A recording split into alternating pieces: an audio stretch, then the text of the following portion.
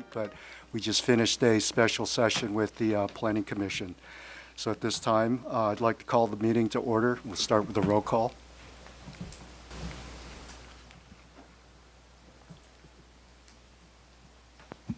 Sorry about that. Our city clerk is off this evening.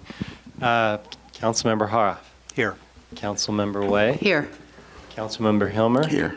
Vice Mayor Chu. Here. And let the record know the mayor is excused. Okay, please rise and join us in the Pledge of Allegiance.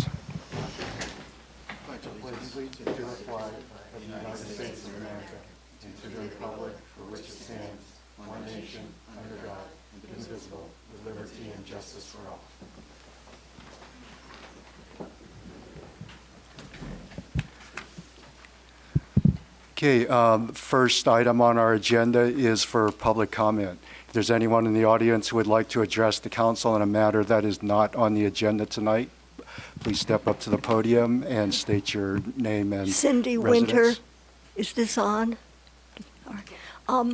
Patty Spinks was putting some messages on Nextdoor. Apparently she lives next to the decrepit, vacant nursing home, and she says that it is in dire need of some brush removal because it's a fire hazard. And I went over there, I checked it out. It does need some attention from the fire department, and I will notify them. But I wanted you to know because you've had some trouble with that facility in the past. So that's all. Thank you. Thank you. Would anyone else like to address the council on a matter that's not on our agenda tonight? Okay, seeing none, we'll now move on to the next item, which is approval of the consent calendar. Would any council member like to remove any item for discussion? Okay, would any member of the public like to remove an item off the consent calendar for discussion? Okay, seeing none, can I get a motion to approve the consent calendar, please? So moved. Motion and a second? Second. All in favor say aye. Aye. That passes unanimously. Okay, and now the city manager's oral report from Dan Swartz. Thank you, Mr. Mayor. Two small items and then a little fun slideshow here in a second for you. First, I want to commend our public works crews. Very wet year, as you know, so it took a lot of effort to get the fields ready where they could be used by our Little League and our softball league and all our other recreation leagues that have been waiting patiently. The fields are now open and in great shape. So that segues into we're now turning our attention to maintaining the parks, dealing with the weeds and the growth, and we're slowly working our way through them now. Ask folks for a little bit of patience. We've had a lot of calls. When are you going to get to that? We're on it. We're trying to get through a couple of those properties each day as we can, and we hope to be through our maintenance, first round of maintenance schedule here shortly. But lastly, we wanted to celebrate that the first round of Measure B paving has started. And so I didn't tell the Public Works Director, I might put him on the spot, but maybe he should tell us what we're looking at right now.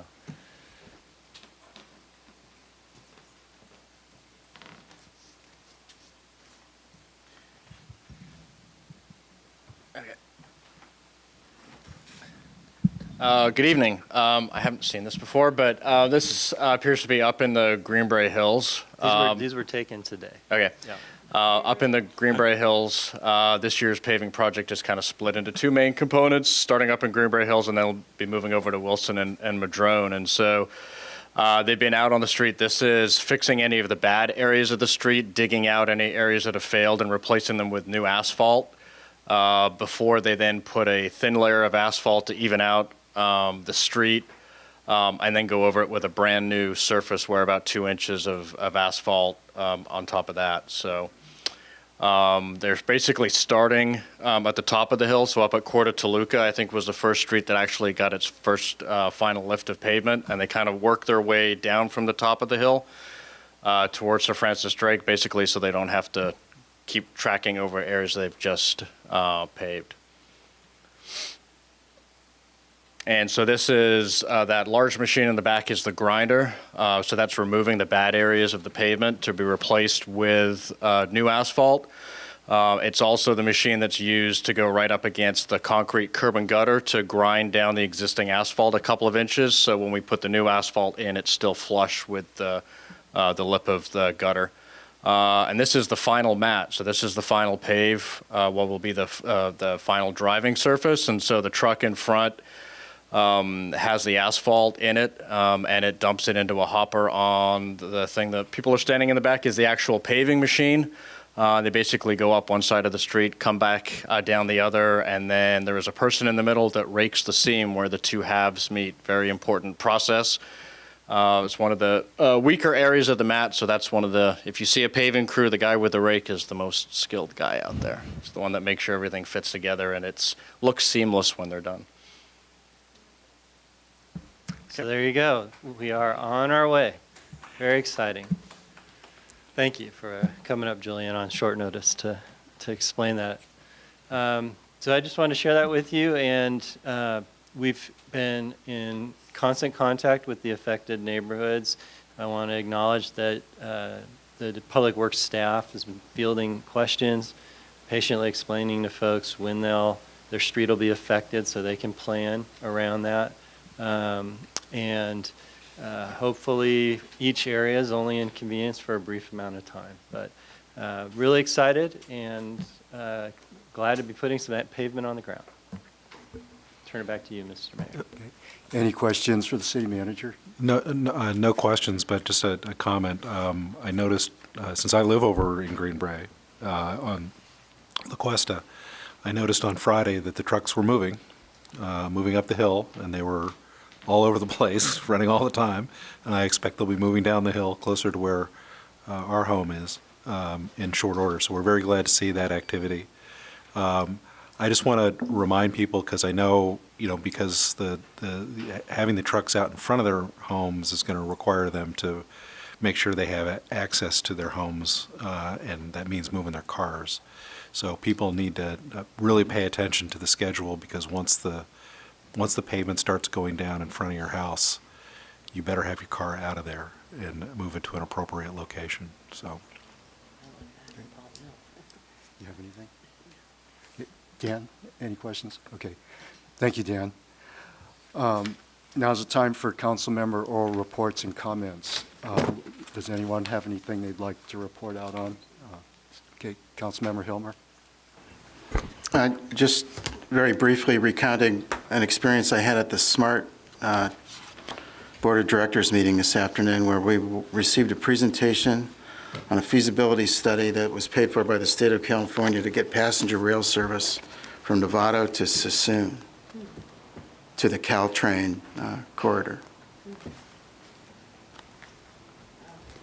It would be a whole separate funding engine, and essentially in a 22-mile corridor carrying the same capacity that the current 70-mile corridor is projected to carry. Just at a feasibility study level. But there seems to be a lot of interest statewide. This segment is already part of the state of California rail plan. And the alternatives that were framed for us today had this service running in 4 to 6 years. FYI. Thank you. No, just two things. The Marin Wildfire Forum is coming up on Friday.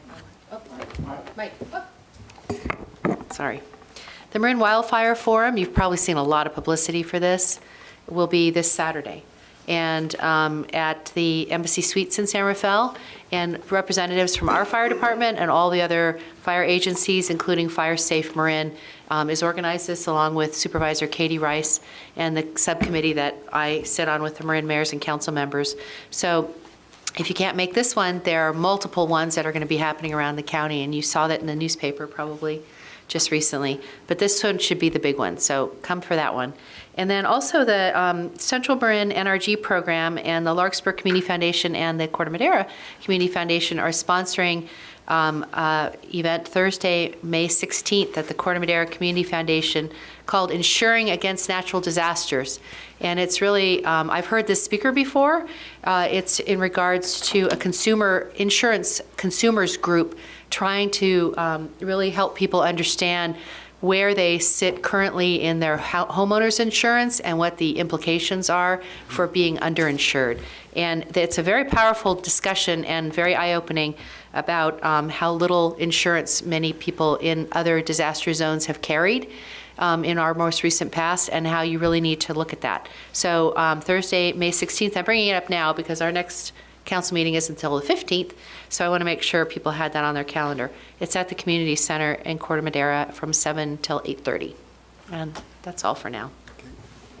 Kevin? Just a couple of quick ones. Last week on April 25th, in Councilmember Hilmer's absence, he's the usual delegate to TAM. I'm the alternate delegate.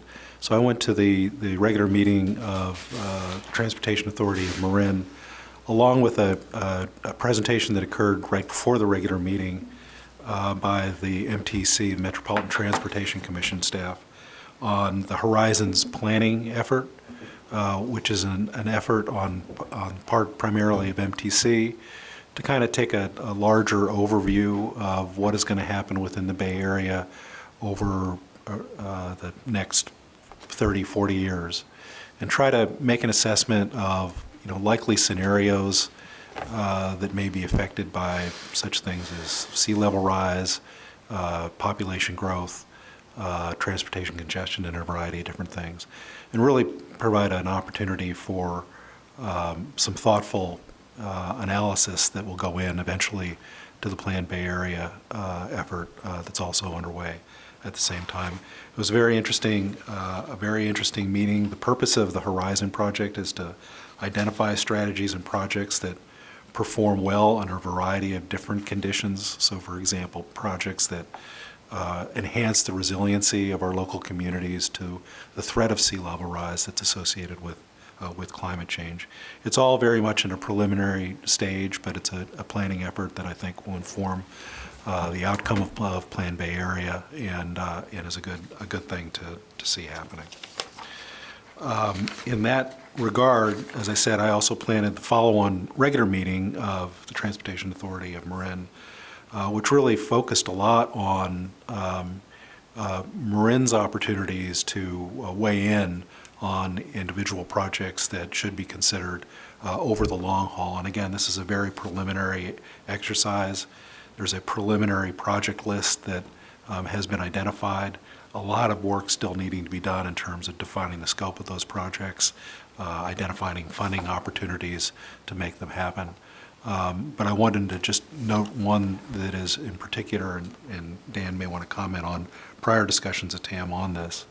There is on the project list for consideration by TAM structured parking associated with the Larkspur Landing station that would increase the ability of that area to accommodate local parking needs that may be driven in part by the SMART train coming online later this year, I guess, into Larkspur.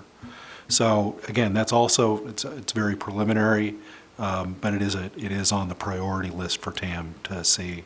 And if people are interested in that, I encourage you to pay attention to the process as it's going forward. The only thing I also wanted to mention is that as far as MCE Clean Energy is concerned, as folks will remember, I'm on the board as Larkspur's representative to MCE. I'm also on an ad hoc rate setting committee, and we had our first meeting of that yesterday in anticipation of setting rates going forward. And although we still have a ways to go in terms of defining what the rates will be for electricity provided by MCE in the coming year, the good news is that for a variety of reasons, primarily being driven by increased costs at PG&E, the expectation is that rates charged by MCE will continue to be competitive or better than anything that PG&E will likely be putting out there in terms of their own rate setting mechanism. So that was very good news. There may be some rate increases for some customer categories, but overall, MC continues to remain competitive from a rate perspective with our large competitor, PG&E. That's it. Okay, thank you. Okay, very briefly, I attended the annual meeting of the Greenbrae Property Owners Association last night with Councilmember Way and Councilmember Hilmer. And that was quite an interesting meeting in the sense that they had, I'll group into two categories. Their primary concerns, much like every other neighborhood in Larkspur, is about traffic congestion, traffic safety, and the second broad topic was about vegetation management. So we actually had our Public Works Director, Julian Skinner, make a presentation along with Central Marin Police Captain Hamid Khalili, and he was accompanied by the California Highway Patrol and a member of the Sheriff's Office. And they did a really good job of conveying to the public how much is within their control to do. In other words, things that we can do with traffic calming and with certain levels of enforcement. But you really still can't get beyond what I would call bad behavior. And, you know, it's very clear when they present statistics where they have enforcement actions, give tickets to however number of people are deserving of them, and find that a week later it doesn't make any difference at all. So a large part of it really comes down to, you know, how people view living in a community and the respect that they have for their neighbors, and you know, just thinking about other people other than themselves effectively. As far as the vegetation management portion of it goes, you know, we had Ruben Martin, our fire marshal, make also an excellent presentation. And, you know, like anything else, it comes down to funding. One of their biggest challenges up there is the fact that they had a recent parcel tax measure that was just defeated about a year ago. And now they're going to have to come back and look for other ways to try and fund that. So There's a lot of juniper up there. yes. So in short, great presentation by staff and our representatives here for Larkspur or our Central Marin agencies. And thank you for being there last night, Julian. Just the other thing is, you know, a couple nights ago, our committee with the Marin County Council of Mayors and Council members met to finalize our report on the reform of pensions and other post-employment benefits. And the broad committee basically accepted all the recommendations of the subcommittee, and at this point we're just asking that the Marin Managers Association read it over to make sure that we haven't gone off the rails on it, and they'll come back to us in a couple weeks, and hopefully we'll be able to issue that report for the MCCMC meeting in May. Okay, so now just like to move on to our business items for the evening. We have 3 of them. The first one is the award of our community arts grant, and I will turn that over to our city manager for the staff report. Thank you, Mr. Vice Mayor and council members. So before you is an item to consider awarding a community arts grant in the amount of $10,000. The council established a program whereby each year up to $10,000 from the transient occupancy tax fund would be awarded to applications deemed appropriate and worthy of the program for a community arts grant. This year there's one applicant, and the mayor, vice mayor, and city manager have reviewed the applicant's submission and recommend that the council consider that award. The one applicant requesting the award of the $10,000 grant is the Lark Theater. Unfortunately, the representative from the theater couldn't be here this evening, but they've provided you in their letter making this request considerable amount of material about the different programs that your funding contributes to, as the Lark's been a recipient of this award in the past. And so it's our recommendation that you authorize awarding this $10,000 grant to the Lark Theater. With that, I turn it back to you for questions. Okay, any questions for the city manager? Okay, if there are none, are there any members of the public who would like to make a comment about this grant? Okay, then I'll bring it back to council and see if they have any discussion or if anybody wants to make a motion. Move the recommendation. Okay, Second. Recommendation then is to approve Resolution 2419, granting $10,000 to the Lark Theater. All in favor, say aye. Aye.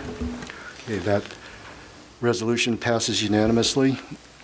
Now we can move on to the second item, which is to consider the policies and procedures associated with the requirements for small cell or 5G wireless. And is Kristen Tyke is our senior planner who will make this presentation. Thank you.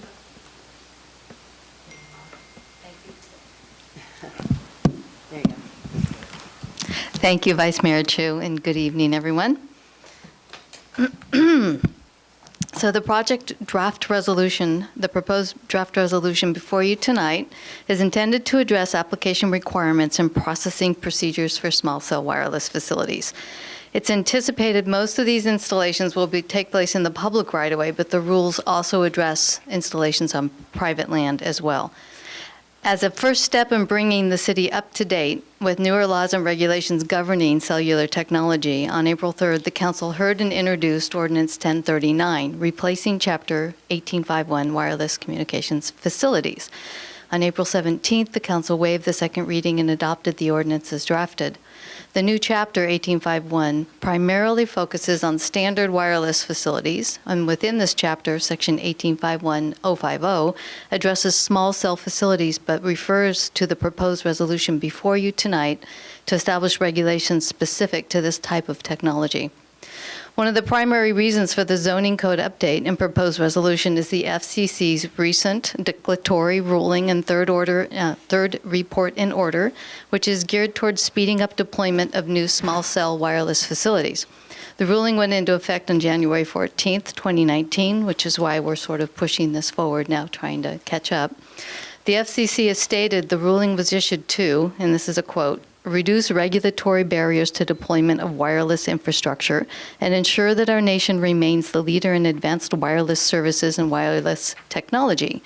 The ruling has also placed limits on local zoning requirements to ensure they will not constitute an effective prohibition for the deployment of small cell facilities. If local regulations focus on aesthetics, undergrounding, and minimum spacing requirements, these non-fee regulations must be reasonable, no more burdensome than those applied to similar infrastructure deployments, and objective and published in advance.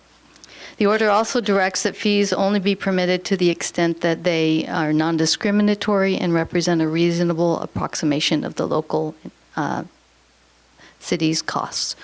And last, it did establish shorter shot clock regulations for us to follow in the processing of these applications. During the April 3rd, 2019 council meeting, in addition to introducing Ordinance 1039, the council was provided with a draft copy of this resolution for your consideration and discussion. It was determined, although the Planning Commission asked for it to be returned to them for more consideration, that this was a policy document that needed to be vetted by the council itself. At the conclusion of your hearing, you did continue discussion of this item to May 1st, and here we are tonight. You also requested staff address some of the issues that have been raised to the Planning Commission and to you during your hearing on April 3rd. And that we do a better survey of other cities to kind of present to you some of the things that they have adopted in addressing these regulations. So, the proposed resolution before you tonight is essentially exactly the same as what you saw April 3rd. It's based on a version adopted by the City of San Rafael, but has been modified to address Larkspur's needs more.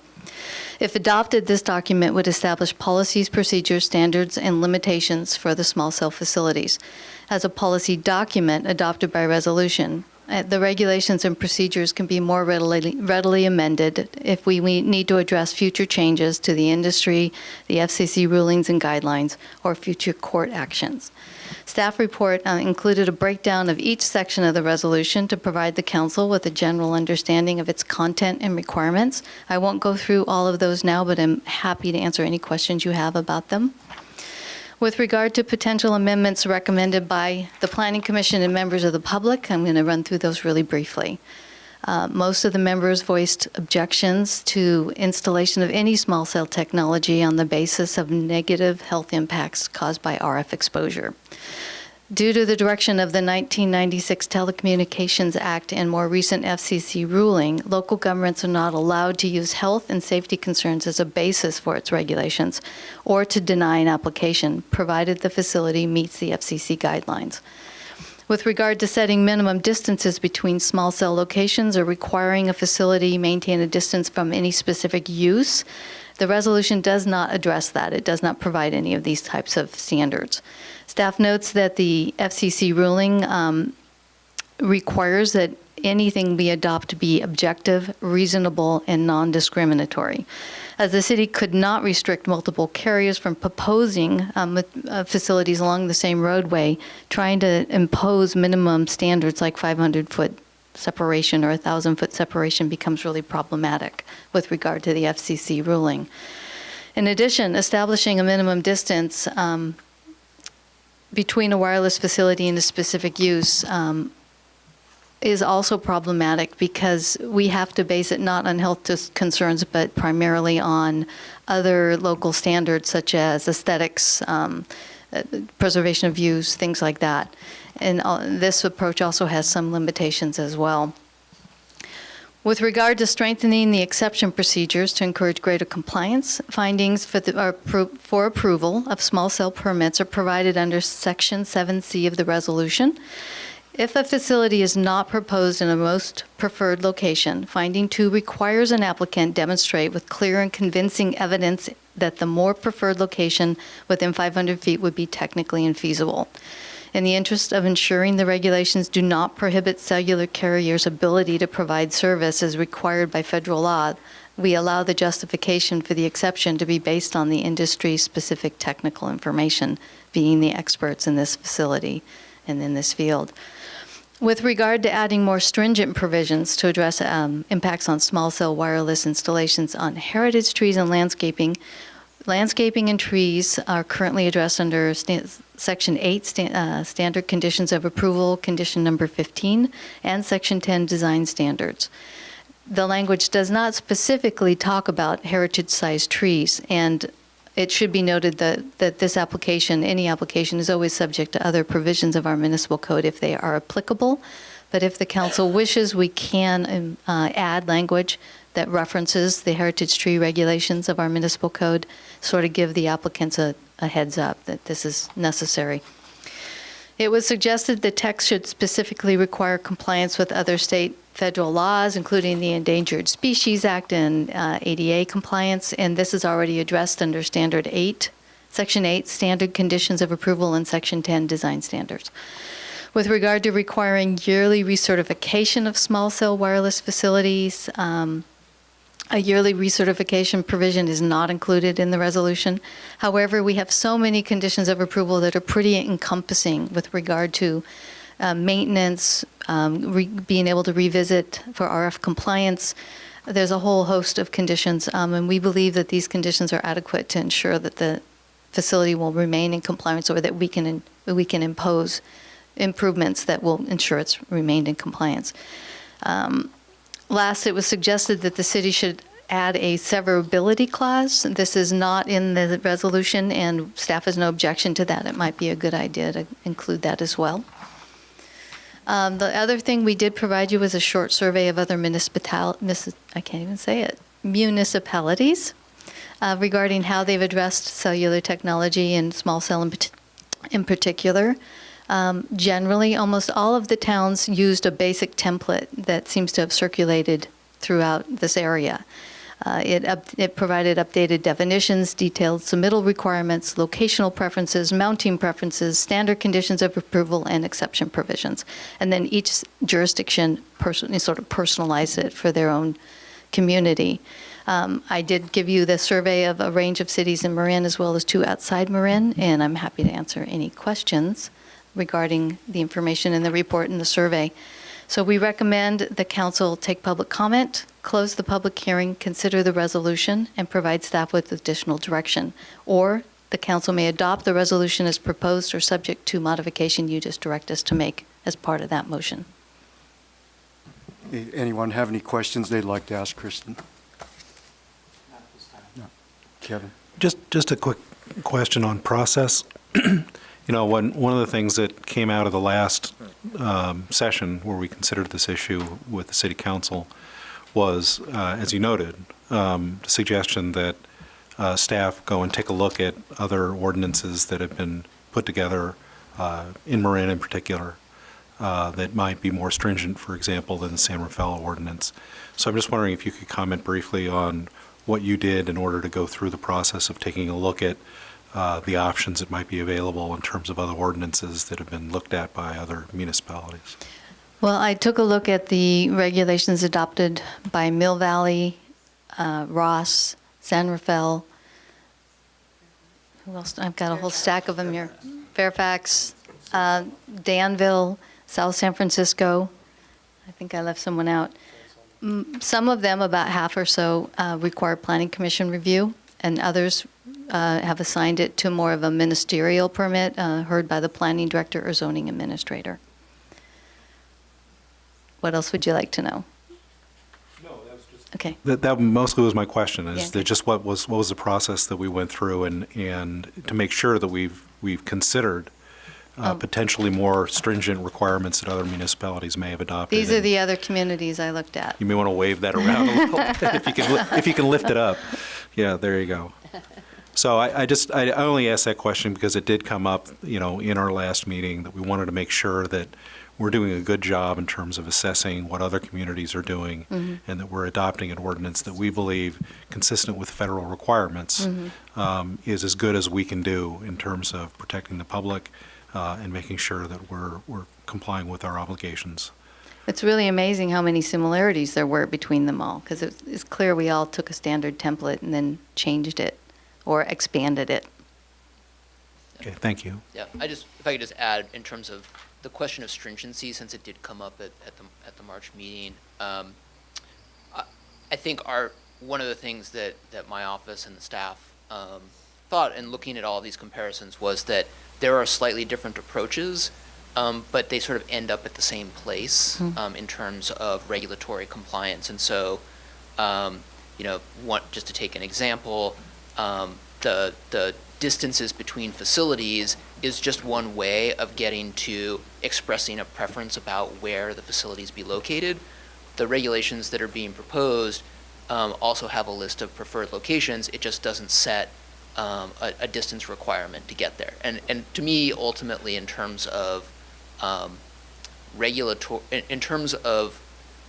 achieving safety and community desire, neither approach is going to get to a different result.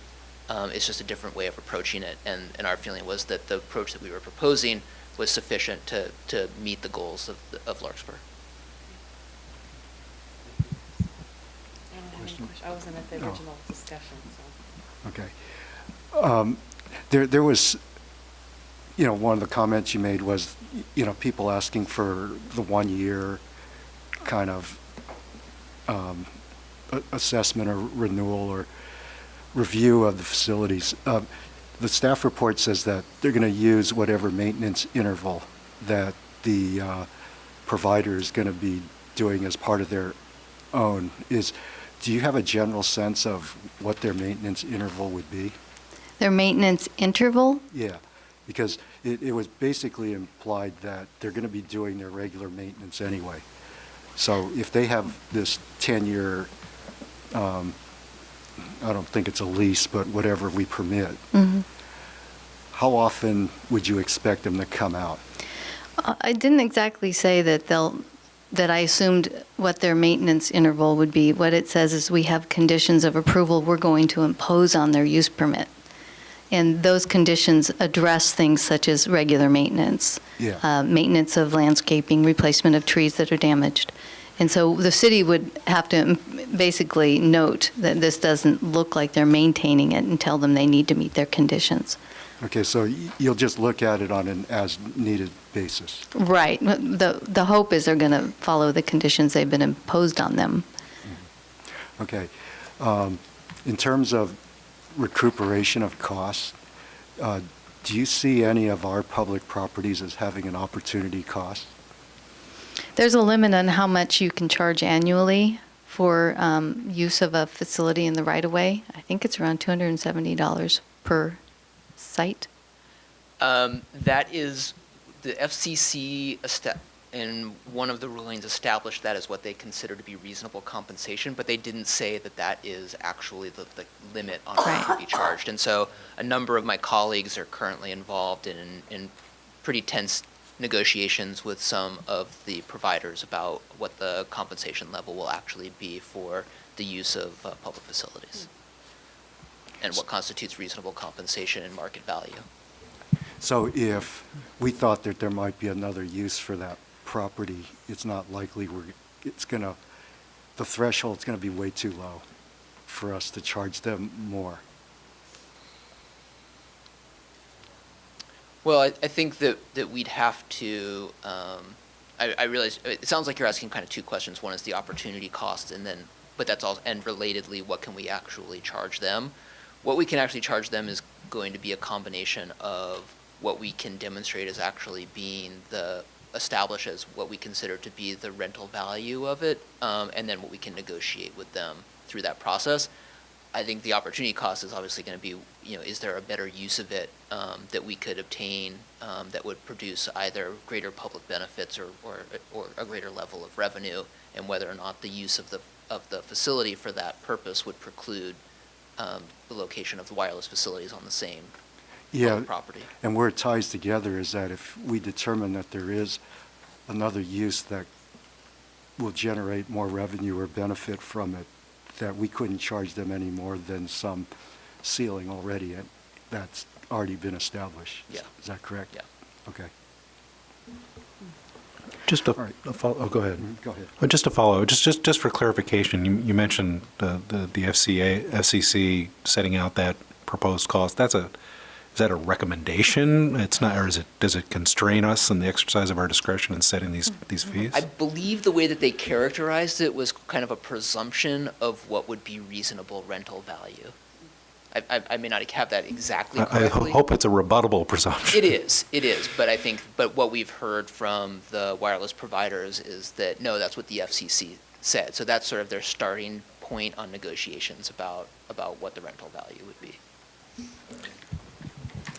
I just have, I did want to chime in and just let the council know there is an interesting question in Marin, which is that prior to the evolution of 5G, and you have to remember there's 5G and there's small cell, and they're not necessarily the same thing. You can have 4G small cell technology.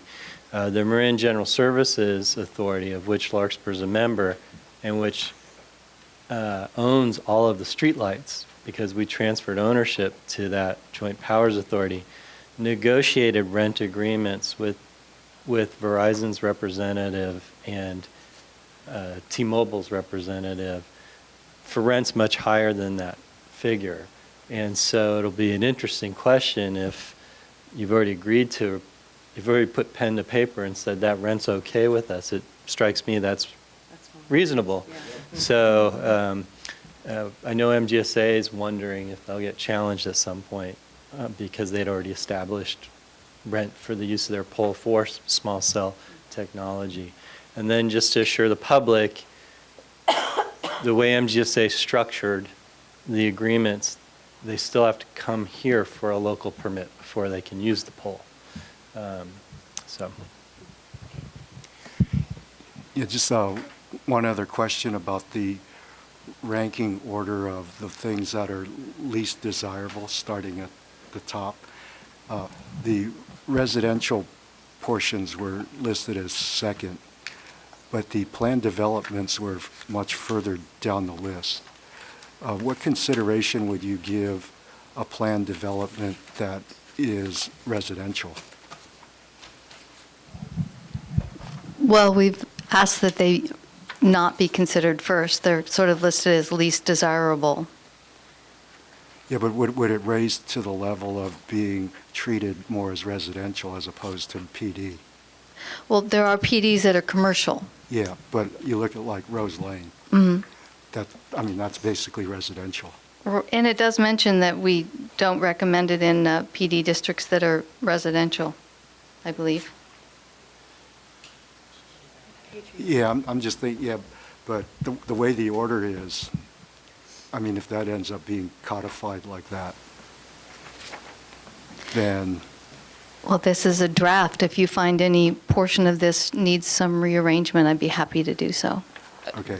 The way that I'm reading it is that a PD zoning district developed for residential use is almost the least preferred location. The only one that's less preferred is a historic overlay district. No, I think there was parks ahead of it. Can you and- tell me where you're reading from on the This is on what page? 14. Page 14, Page okay. 14, section B2. Thank you.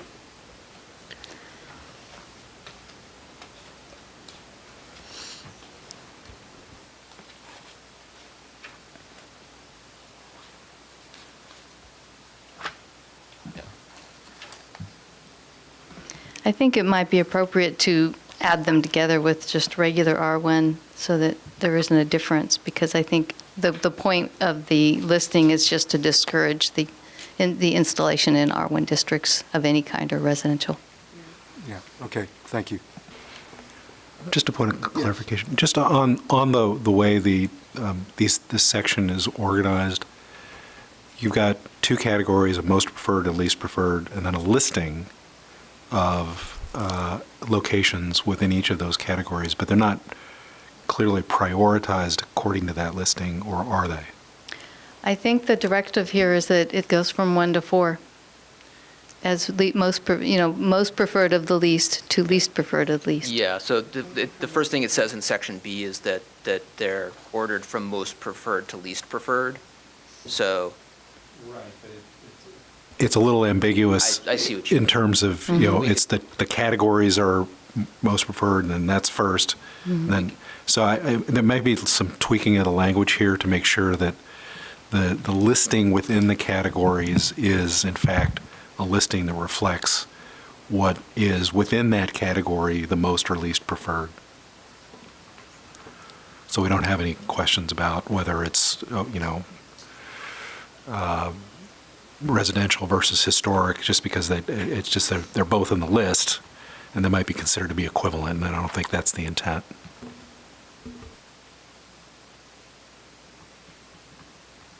I think that it could be done with a minor drafting. Do you have suggestions for how you'd like it rearranged? I'm not suggesting it be rearranged, I'm just suggesting maybe some prefatory language that would indicate that the listings within these categories reflect the priorities that are being set. Order of preference. Okay. Do we need both of them? It seems like you do. If we had a least preferred, definitely need both? Okay. All right, yeah, that's fine. I wasn't sure if you'd end up like coming out with a different answer if you approached each one from a different end. All right, that's fine.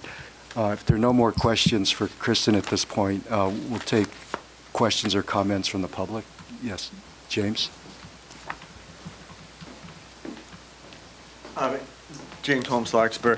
It's just weird how many fewer people there are here compared with before, and I don't know why, but I don't know, maybe they misunderstood that public testimony was permitted in a business item. In any event, The proposed resolution is almost exactly word for word the same as what was originally presented to the Planning Commission and to the Council. It does not include really any of the suggested changes from either source or the public. But I thought the comparison with the other cities was tremendously helpful.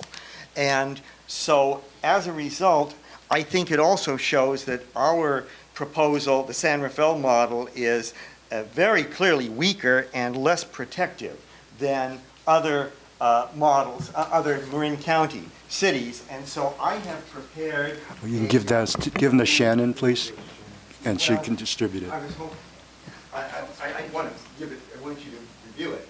A list that shows very clearly, that will be provided to you right now, right? Yeah. That shows very clearly the five key requirements and the various cities that have them, and none of those requirements are included in ours. I think it's a little bit more explanatory than it is elegant, but it makes it clear that most of the cities have a hearing, they provide for outside experts, they prohibit it in residential areas, this is the Marin ones, and they forbid speculative installations. There are two items that are missing from the staff comparison, and that is the county was not included, and I'm not sure why that is the case. Maybe the county hasn't finalized theirs, but in any event, I couldn't include the county in this. And also, the staff's list did not include a comparison of the various priorities. But we do know that three of the cities preclude residential. So I am concerned that it is materially weaker in that regard. I also have a series of technical suggestions that I would request to be considered. I think that most of them are self-evident, but for example, I'm asking that additional protective interests be included, such as fire protection, privacy, safety in the list of concerns. You know, I don't think we should characterize the shot clock as presumptively reasonable. I mean, why should we make that? There are other suggestions here. With regard to notice, I think that the comment period should begin with the postmark rather than the date on the paper, the notice, because otherwise we could lose 4 days if it's mailed on Fridays. The days should be working days. The staff should have a few more days after the public comment closes in order to consider those public comments. It isn't clear how the public would find out how a decision was made since there's no hearing. Then there are a couple of other minor changes which I would make. If I were to identify, I think all of these provisions that are in other hearings, but in other ordinances, but that are not included in ours, are significant. If there was one that was the most important, I would say the provision to be able to engage outside experts to evaluate claims of technical infeasibility.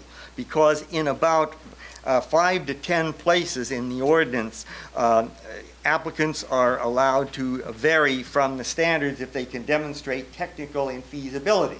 And conceivably, you're going to get, or the staff is going to get a great deal of technical gibberish, which ordinary mortals can't really be expected to parse through. And that's why I think that all of the four cities, other than San Rafael, have included authorization to hire outside experts. There is a very limited provision in the ordinance, not the resolution, but the ordinance, to hire outside experts solely for the purpose of verifying a certain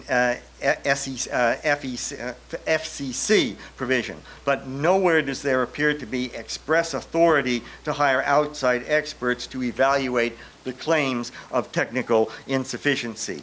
However, I do think these other four aspects should be included in order for the resolution to provide the same level of protection that most of the other cities have.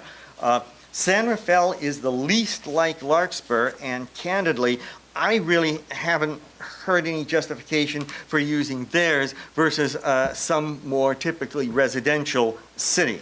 And to wind up here, I'm most concerned about the weakness of the San Rafael model compared with Ross. Now, Ross is not exactly an out front city like Fairfax, but they are out front regarding 5G. And we should ask ourselves, what do all those CEOs and tech entrepreneurs and investment bankers in Ross know about 5G that we don't, and that San Rafael might have chosen to overlook or ignore in its characteristic effort to accommodate commerce. In sum, Larkspur should not, in the words of William F. Buckley, to stand athwart history yelling stop. But on the other hand, Larkspur should not bear the burden of accommodating experimental and non-essential technology to a greater extent than our more affluent neighbors. Thank you. Okay, thank you. Is there any other member of the public who would like to address the council on this matter? Okay, seeing none, I'm going to bring it back to council for discussion. Did you have a question or comment for us? No, I just wanted to point out in the survey, for instance, Ross prohibits the installation in residential districts outside of the right-of-way. So it isn't that they aren't allowing it in a residential district in the right-of-way. It's that it's prohibited on private property. That's my take on the language they have. Okay, thank you. All right, who would like to start this discussion? Dan? Yeah, go ahead. Question for the city attorney. We've been handed some suggestions. Do you want to comment on them, or do you want to take a minute to look at them? No, I mean, I think I can say, well, just to provide a few comments on the general categories. First of all, thank you, James. So just, I'm going to take these out of order. In terms of prohibiting in residential, I think that the council needs to remember that there is an overarching requirement from the 1996 Telecommunications Act and FCC regulations that the city can't impose rules that result in a technical denial of service. And so in reality, a city can adopt something that says we're prohibiting this in a residential district, but if ultimately a wireless provider can demonstrate that it will have a gap in service in a particular community because it's unable to install a facility in a residential district, and the city continues to deny the provider the ability to install a facility in the residential district, that's going to result in litigation, or very likely going to result in litigation, and the city's very likely going to lose that litigation as long as the provider can make a sufficient showing that there is going to be a gap in service. So with that understanding, I think my view is that what is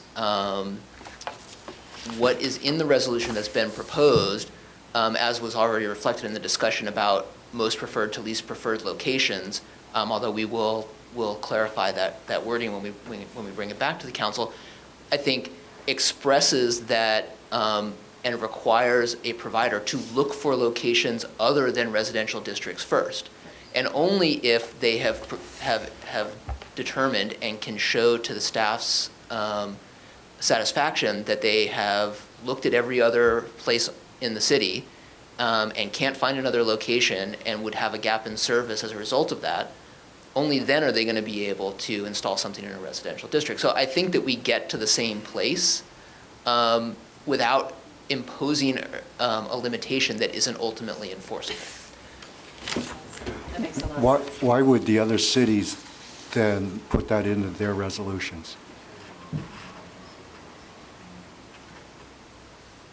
I mean, I don't want to speculate about why other communities would take a different approach. I just think that if they're trying, that I think, and this goes back to my very first comment during this item, is that there are different ways to get to the same place.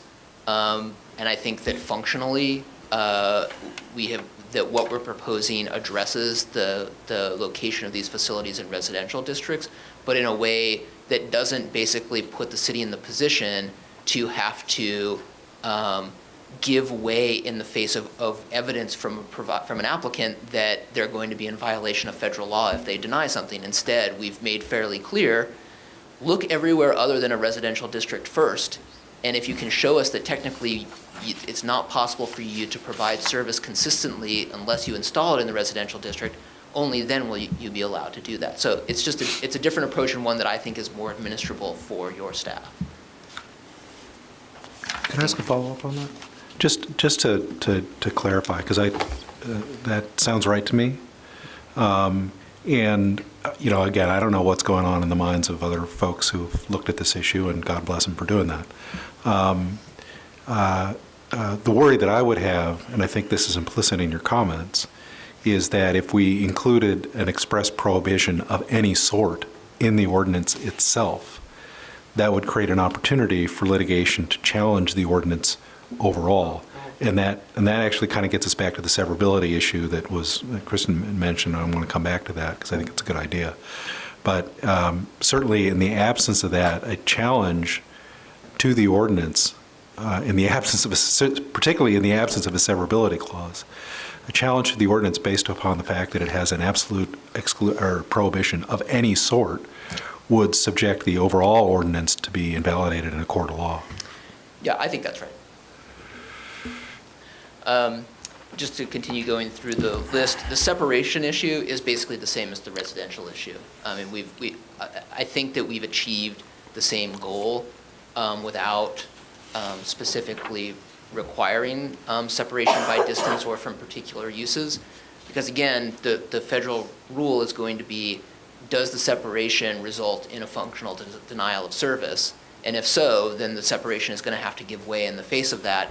What we've done through the preference locations is basically say, these are the places we think are most appropriate for the use, and it's only if you can demonstrate that those are unavailable that you get to the less desirable ones. And I think that the result ends up being the same, but again, in a way that I think is defensible for the city and administrable by your staff.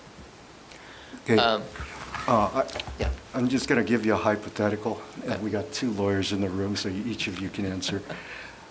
In the approach we're taking, it creates a hierarchy until you get to the point where it's been technologically determined that it needs to go into residential. Now, if we outwardly prohibit residential and they challenge it and they win, does that basically open up it just openly to all residential districts within that city then? I don't believe so, because again, in this case, the same test actually would work to the city's favor in your hypothetical. They still have to come in for an application. They still have to comply with some set of regulations even after something would get adopted to replace whatever was overturned. They would not be able to just put something anywhere in a residential district. They'd still have to show that that it's necessary to locate it where they're proposing, because in the absence of it being in that location, they would have a gap in service. In terms of outside experts, James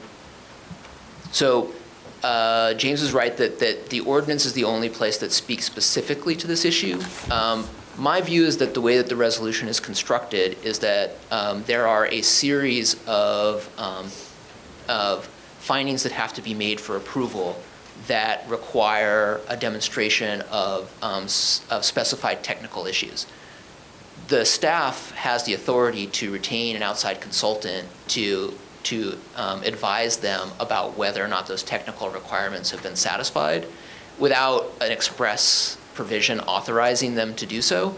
But If the city council thinks that it's better to have that express authorization in place, then we can add that in.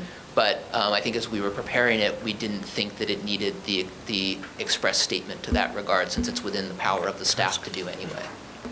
And I'm sorry, Scott, when you say we already have the authority without the inclusion of express provision in the ordinance or in the policy, Yeah. what is that authority? Just the staff's general authority to retain outside consultants to provide technical assistance. At whose expense? It would be at the consultant. So there is a provision in the resolution. It's 8A16, I think, that clarifies that the applicant's responsible for all costs. Again, if the council thinks that it would be appropriate to provide a greater level of clarity about that, we can certainly do it. I think that's something worth considering. Okay. On the hearing issue, I believe that the way that we constructed the ordinance was to try to reduce risk of not meeting the reasonableness standard for reaching a decision. I think, Kevin, you made the comment that somebody made the comment that we shouldn't assume that the shot clock, somebody made the comment that the shot clock should not be presumed, maybe it was James, should not be presumed to be reasonable, and that's true. And I don't think that we're taking that approach, but at the same time, there are cases in which wireless providers have initiated litigation against cities where they have not complied with the FCC's views on what is reasonable under shot clock regulations. And our view is that the decision-making process that's outlined is going to provide sufficient protection for the city and its residents, while also providing the most flexibility in terms of reaching a decision within timeframes that will reduce the risk of litigation by wireless providers. And is that because the staff has a level of discretion in reviewing applications that if additional time is required, then that can be, that can happen? Yeah, I mean, and also it eliminates in many cases the need to schedule a public hearing before a body where sometimes obtaining a quorum is, it eliminates the need to basically try to schedule special meetings where sometimes it can be difficult to obtain a quorum, among other things. Let's see. I'm actually going to let I'm not remembering the speculative installation. I thought we had a provision related to that. No. I couldn't find one in Okay. this draft that we. So so if that's something that the council is interested in doing, we could add a provision that. I'm not sure where we would put it, but we can come back with a version that addresses the issue of wireless providers installing facilities where there's no known user of it. They're just installing it in the belief that somebody will use it in the future. So they would have to demonstrate that they actually have a user of the facility lined up at the time that they submit the application. That would be a good idea. Okay. I didn't want the record to not be clear, too, since there was some discussion about wondering what your colleagues in other cities were doing. Mill Valley and Fairfax, those were urgency ordinances that they passed in September. Fairfax is going through its deliberations now on what its actual ordinance should look like. And we shouldn't be presumptive that their council isn't telling them the same thing your council is telling you, which is you probably cannot outright deny the placement of this technology in residential neighborhoods. Yeah, my understanding from our last meeting was that Fairfax wasn't done with their process by any means. No, and in fact, I think there was just a report in IJ that they had a pretty lively council meeting about it or discussion at their last council meeting. So I'm not sure it's fair to hold those two urgency ordinances up as standards because they were put in place quickly in September when a lot was uncertain. And and as I mentioned at the last council meeting, I think the farther we go along and more jurisdictions pass final ordinances, the harder it's to argue that there's any real need for an urgency ordinance.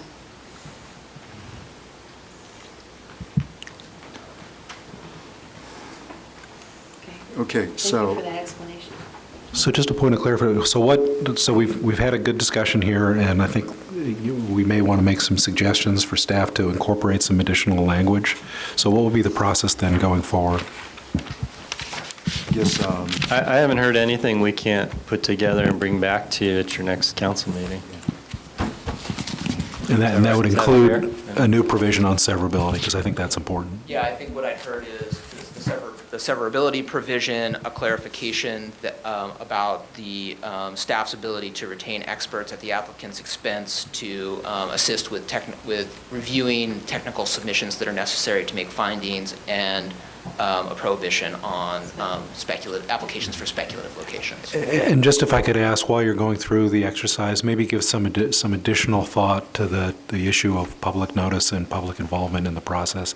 I don't want to suggest what the outcome of that consideration would be, but we do want to make sure since this is an issue of high sensitivity within the public, that we're doing everything we can to make sure that the public's apprised of what's going on. Yeah, I think we can take another look. We did spend a fair amount of time discussing that, but I think we can take another pass at looking at where we can potentially incorporate that suggestion without compromising our ability to get through a decision in a timely manner.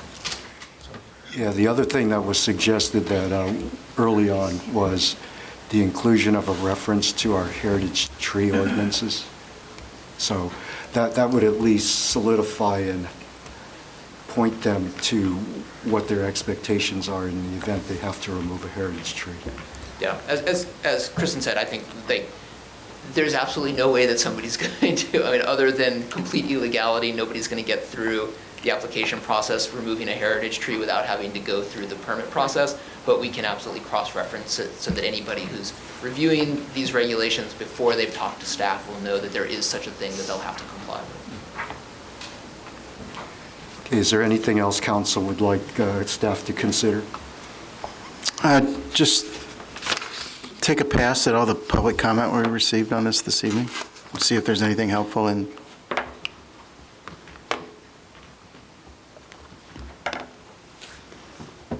Okay, Kristen, how much time do you think you'll need so we can make a motion about continuing this item? I'd be fine with having it come back to the next meeting. Okay. That- You're not talking about things that would take very long to accomplish. Yeah. All right, so at this point, staff has direction. I don't think we need a motion. You can just get it on the calendar and work with the mayor on it to see if it fits in the schedule. Okay, thank you. Great. Good discussion. Yeah, good discussion. Thank you, everyone. All right, the last item for our business consideration tonight is just a general fund review and a preliminary 2019-20 department budget, and that'll be presented to us by our Finance Director, Kathy Orm. Administrative Services Director, I got to train you to. All right. My apologies. That's okay. Thank you, Kristen. As we play musical chairs here, tee this up. As you know, we initiated our budget season at our last meeting and had our more casual banter with the department heads about their goals and objectives and what they've been accomplishing. Now we start to get a little more serious as we do some number crunching with you. What we do in this meeting is we go through about half of the departmental level budgets for you. A lot of small print there. We're not going to put it up on the screen. We've learned our lessons. Hopefully you have the sheets in front of you. They're in the packet. We're focusing on the more administrative departments as well as, I think, recreation in this budget. We'll be back on the 15th to do the balance of the department budgets. We will also have some discussion about the CIP at the capital improvement program at your May 15 meeting. It's also at the May 15 meeting that we'll give this discussion some context by providing some of the projections we're using, some of the trends that we're seeing in the economy. And Kathy has a brief presentation to sort of frame both this meeting and the next meeting. And then our goal is to have everything lined up so that we can bring you the full budget package at your first meeting in June. So with that, Kathy Orm's now with us, and I'm going to turn it over to her. My only request is next time, bring us all magnifying glasses so we can read the print. Okay. Use the zoom feature on the Adobe Acrobat. I'll try to get a bigger print for you next time, promise. I don't really have a presentation for you tonight because, as you said, it doesn't work well up on the screen, but I did want to have something for our audience to stare at. But seeing none, we'll just move on. It is, basically, we're going to just go over the department budgets tonight that Dana talked about. And we will end with teeing you up for our challenges for the general fund, which we'll talk more in detail about at our next council meeting. So it is all about budget this time. And the economy has been healthy, so it is driving our budget. And even though it has been healthy, we still have asked the department heads to come in with flat budgets, except for contractual obligations. And I'll talk a little more about those as I get into each of the departments. And we have a couple one-time requests for capital improvements that have also been, or in the budget. Other than that, we've been saying there's going to be a recession and downturn, but we're hearing it's being pushed out further and further. So we're holding our own as flat as we possibly can. That, I'll start off with non-departmental, meaning it is like expenses that will hit everybody in the city, mainly OPEB and our unfunded liability with PERS is the biggest one. What trend I am seeing with the unfunded liability is, even though it is increasing, it's not increasing as much as it has been. And I think one of the reasons, as I went in to look at this, we are now have more PEPRA employees than we do miscellaneous at our first tier. So it's beginning to pay off. So we're almost half and half, but it's actually tipping to the PEPRA people now. So as that PEPRA tier comes in and we're seeing it, we are beginning to see some savings in the unfunded liabilities, and we're also beginning to see maybe flattening of some of the rate increases. And I don't know, Dan, if you want to talk about it now or later, but sometime this summer we're going to bring back the issue of our pension liability and get into a more of a deeper forecast with that. Yeah, so if I can only chime in, and I want to emphasize for anyone reviewing this and for the council, this is our very first cut of the budget. We take some feedback from you. Meanwhile, Kathy and I are constantly massaging numbers. As we go through this presentation, I want to highlight numbers that I think may change. The first one I want to highlight is the OPEB number that we have in this budget, which is to make a $200,000 contribution. That's a contribution above the amount we pay out of pocket for retirees, retiree medical. When people talk about OPEB liability, the big number they come up with is both the amount we're paying as we go, combined with the amount we ought to be putting into our trust. The last few years, we've had to do what we may do again this year, which is recommend that we determine our actual payment that we can make into the OPEB trust at the end of the year when we've seen how we've done.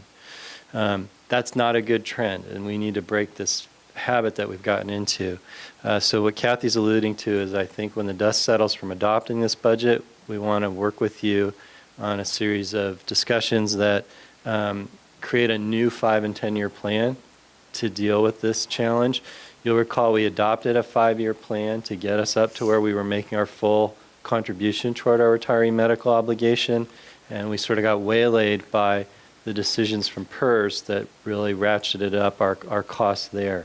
So we had a plan to create some capacity in our budget to address our liabilities, and the amounts we had planned to set aside for retiree medical, we've had to direct toward the pensions, because the additional amount that we have to direct to pensions is an obligation by contract. We don't have a say in that. We have to make those payments or we're in default. The OPEB trust is something we aspire to do to reduce the pain that the agency feels later on in terms of making these payments. Nonetheless, we're not getting that bank account, if you will, that savings account to where it needs to be. So we need to revisit this as a separate discussion outside of our general fund budgeting process and really look at our 5 and 10-year plan. So I anticipate asking Vice Mayor Chu and Councilmember Harf, with the concurrence of the rest of the council, to resume their activities as the ad hoc sort of financial advisory committee, and we're going to work on something to present at a workshop to the whole council. How far off will we be from our annual required contribution for the OPEB if we do 200? If we do 200, we're about 300,000 off from where we ought to be. Okay. On this line item. That's total, though. On this line item, that's what we're putting into the trust. Remember, we're already putting 500-something thousand toward OPEB liability in our Pay-as-you-go. pay-as-you-go portion of Right. the annual required contribution. So it really should be thought of as those two separate components. This is the amount you want to get in the bank, so it builds up interest, so that when people retire, the money's there to pay. That's what this line item's about. Right. And that's what we want to focus on. And that's what we're struggling on since the pension amounts went up. So how far are we off the arc for this coming year, though? So for this coming year, we had our budget was 300,000. So we, as you'll recall, though, we adopted a budget that was in a slight deficit position, a 5-figure deficit position. I'm cautiously optimistic we've cured the deficit position and can make the payment that was budgeted. Okay. Moving on to our assumptions for the department budgets. Contractual obligations for the COLA includes a 3.5% increase. I also have anticipated health going up 4%. I won't know what our health bills will go up to until way too late into the year, so generally it's been between 4 and 5%. Bay Cities, I'm happy to say that our workers' comp and our liability programs and overall all our programs went down. So we have some savings this year for that, because I think last year we had an unusual year. So that is built in, which is nice. And what else do I have on my notes? Oh, there is a increase. I was just talking about the increase of the Pepper employees, which is part of the savings. The city council budget, there's really not a whole lot to talk about except for the increases in their health benefits, which would have kind of been put in for, and then the pension piece. So those are our two main increases overall. The way that I have budgeted for our health, or our workers' comp, is on a per basis budget. So depending on how big your budget is depending on how much a percent that you would take on that one. So you will see most of the departments getting a decrease, but admin is actually taking an increase in their workers' comp due to their increase in size and budget, due to we have added a half position that we share with recreation as an admin. We also have added an IT professional position in there, and we also have some step increases for some of our people. Yeah, I just want to let the council know there's a placeholder position for IT, for technology. The council, recall, I reported out that we've retained a consulting firm that's doing an overall assessment of our IT situation, and they're going to be giving us a long-range plan. Whether or not that actually materializes in us proposing to hire an in-house IT person, or whether it ultimately results in us having a contract with an outside provider, we're not yet certain. So we've put a placeholder into this budget till we know what the recommendations are from that report. Moving on to the next page, under the human resources contract line item, we have decreased that as we have a shared services with Central Marin Police Authority and HR person. So we are taking a fourth of that, so that is actually going to be a savings for us from our contract with RGS. I don't know if you want. So we're very close to being able to announce that the Central Maine Police Authority has retained an HR manager who will act not only as the HR manager at CMPA, but offer consulting services to the City of Larkspur, the Town of Corte Madera, and the Central Maine Fire Authority. And essentially, we've agreed that we would pay a retainer, a fixed retainer, to Central Maine Police Authority to have access to that person to advise us on human resources matters. We think this will be a more cost-effective approach than we've used in the past. And so I'm very hopeful that person will be on board shortly. Moving down to the workers' comp line item, this is the only budget that is increased by due to the overall allocation split of the how I allocate out the workers' comp per budget piece, seeing that the admin budget has increased, so it took a bigger hit with that. We also have a election year, so if you move down to payments to outside agencies, that would be, yes, that is the $80,000 for election year, so we'll see what happens there. Last time we had election year, we were very fortunate not to have gone through the process, so we'll see. Building maintenance, our building here, for the most part, we've kept everything fairly flat.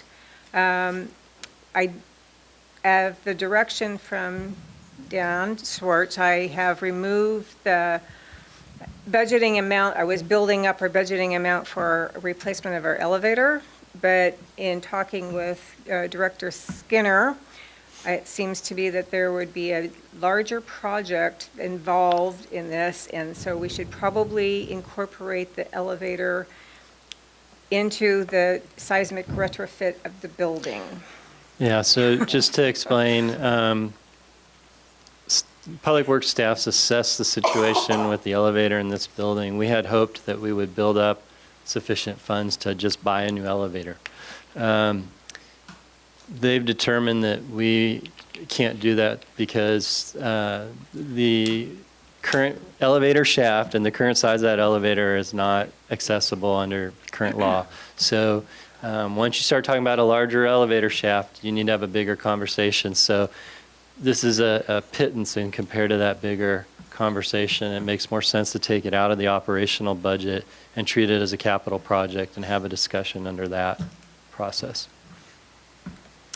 The other line item to talk about in the City Hall budget is the other equipment, which is our scanning project for planning and public works.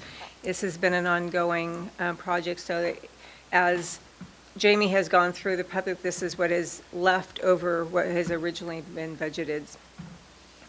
And any questions on City Hall? Okay. Parks and Rec, again, they've had a small, they share the half admin, so they have also have some step increases. I think that's about the only increases you'll see in there. I went back and looked at the health budget because it has gone down, even though they've added a person, which didn't make a whole lot of sense to me. When I had budgeted for their half person, I had budgeted them at their health rates to be family, and that was not the case. So we had small little difference between budget to budget there. Other than that, Dick has come in very flat. He has. He does a good job at that. He does a very good job of that. He does a really good job. The contract expenses of the mid-year budget that we increased, he's kept flat to stay the same. But we also had increased those same revenues that are coming in. So it's kind of an offset from the revenues that he collects for those contracts, for the programs that he does. So good for Dick, has been great. Library is the last of our department budgets here. And I found an error in my numbers in putting together the salary and benefit pieces. So I had erroneously incorporated, we have some people that instead of taking our health, we have what we call a deferred comp payout for them. I put it in deferred comp, and it really belongs in the health line item. Again, when I was looking at the health line item, it didn't make a whole lot of sense to me, and so I need to move that $3,600 back into health, and that will start making more sense as a line item. They didn't really go down that much. Other than that, Janice has also done a great job of keeping her budget flat. She has incorporated a new line item. As we move into a new age, so is the library, because they've added electronic and digital services as a line item. So that was an ad for her. And one other portion of her ads, and this is exciting, sorry, I'm on to the next page, is the Zimmer Trust is able to start kind of paying for some of her capital improvements. So she has budgeted some improvements downstairs, even this year, replacing the carpet and doing some other improvements with her area. So I think that's very exciting for her to be able to do that and how the money is being used. And then last but not least, you've heard Janice talk about her programs and how well they're doing. It is Friends of the Library match, so we will continue on that process for this year. So if I can chime in, the Friends Library, you'll recall you worked out a situation with them starting in the current fiscal year that you would post money that they could use as a challenge for their members as a matching grant situation. And then they agreed that above that, they would try to make additional contributions if the programming warranted. So we budgeted last year $10,000. They matched that, creating a $20,000 programming budget. The need exceeded $20,000, so the Friends have been supplementing as they promised to do. We don't yet know what that final tally will end up being for the year. The Friends have put in a request for $15,000 in matching funds this year. We had put into the budget already $12,000. That'll be a decision the council may want to talk about now or later. $2,000 versus $5,000 increases sound like small amounts, but I also try to be sensitive to the percentages involved here, and it's a pretty serious increase when you put it in the terms of percentage. So I think going from 10 to 12 and seeing how they do next year is appropriate, but I do want to make you aware that they've made a formal ask that I haven't yet circulated to you for $15,000. Why don't you continue, and we'll leave that as an outstanding discussion item for the council. Okay. The next two items are pretty simple. They're debt service, and the city is very fortunate that we don't have a lot of debt. We have our mirror bond payment and $40,000. We have the fire truck lease that will continue to pay off. I believe we have 3 more years. And then we also have the Corpure loan that had produced a lot of capital projects. So that's it for our debt. And then I have some transfers out. I always plan for some capital expense for the general fund that it needs to be covered, and then money to the insurance fund as always. And that is all we have for the general fund. And I do apologize that it did not get in your packets when the agenda went out, but for the enterprise funds. The enterprise funds, we have 2, which is on your dais. So for the benefit of the public, the enterprise funds are funds that generate revenue to pay for themselves. The 2 that we have is for Twin Cities Child Care Center and Super School Summer School, where they collect fees to cover their costs. So they run a little bit differently. We'll go through Super School Summer School first. This is another recreation program that runs for like 4 weeks with lots of kids that come through and is very popular, very wildly popular. We've kept it very flat. Within talking with Dick, we're not sure with our contract services if it may need to be adjusted at mid-year.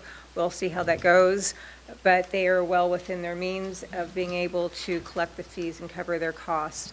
That's the main thing with their, and they're all part-time people that work for the school, and that gives a lot of the kids a good experience to get out there and get some work experience. They have to fill out applications and be treated like an employee.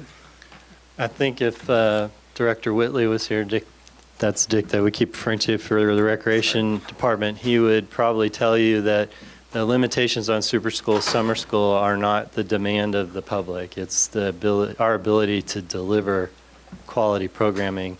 There's only so much staff, in-house staff, and there's only so many contractors available to deliver that programming, but the demand is off the charts, and we fill up the summer school really quickly. Any questions on super school, summer school? The next enterprise fund is the Twin City Child Care Center. Again, another very popular programs that go through for after school, during school, for all grades of the middle school. Again, fees that cover the expenses, and Sandy's done a great job. Now, I'm going to point you to the bottom line because it doesn't look like her fees are covering our expenses. And that would be true due to her, I'm going to start right at the capital outlay. She does have capital outlay items in her budget. However, Sandy has enough cash on hand to cover her capital outlay without the general fund having to subsidize her. So yes, her fees for the moment for this year does not look like they're going to be covering, except for where she does have the cash to do so. With that said, she runs a pretty tight ship, and her budget is fairly flat, and normally if it wasn't for the capital projects, her fees would cover her operating costs. And a big reason that the enterprise fund has additional cash, because it's the goal of an enterprise fund to just be a break-even operation, is before the Cove School came online, the demand started to outpace the plan of operation in the child care center, and in the years leading up to the split of the population at Neil Cummins, the revenues were outdoing our projections every year. So we put that money into a capital fund, and so we gave the director the authorization to use those monies, and that's why it shows up on the budget as a deficit. Mm-hmm. Just out of curiosity, how long is that going to last? Is that a situation that needs to be addressed for the future? We will be building capital into her fee schedule to make sure she's protected. Okay. Yeah. So, but you know, when you run an enterprise fund, you have to be conscious of the fact that you shouldn't be building up large amounts of cash that are never getting spent. I understand. Right. So Like a nonprofit, that's what you have to do. yeah, yeah. So, And she's had a couple, for the last few years, she's been using a little bit of a cash to do improvements that she has to do. Like this year, she's got to deal with her HVAC. And then she's doing some other improvements for tables and chairs. And I mean, it's all necessary. What's an HVAC? Oh, HVAC. the air conditioner. Oh, the air conditioner. Oh, sorry. And heater. Heating, ventilation. Heater and air conditioning units need TLC. I'm a little fuzzy. But no, okay. Now, in order to solve the problem of appearing like you have revenue or surplus every year, would you be able to just create a sinking fund that's specific for capital improvements? Yes. We probably could do that. For a long time. Or is it just not worth it by the time you need to spend it? I guess That it may depends. end up being the case, but it is a worthwhile exercise. But for a long time, things were running so smoothly, and they hadn't needed capital improvements that no one had done a really good assessment of what that looked like. The last couple of years, as we've kind of gone on this program of fixing things, we've started to get a better handle on it. And I think we'd be in a position to create a sinking fund. Mhm. And I think that is all for the budget. I just want to remind council, as I do all the time, about our short-term financial plan, because I do believe that we've been on track. in how we're operating with our cash and our monthly financials and our planning for our current fiscal year and our long-term plan.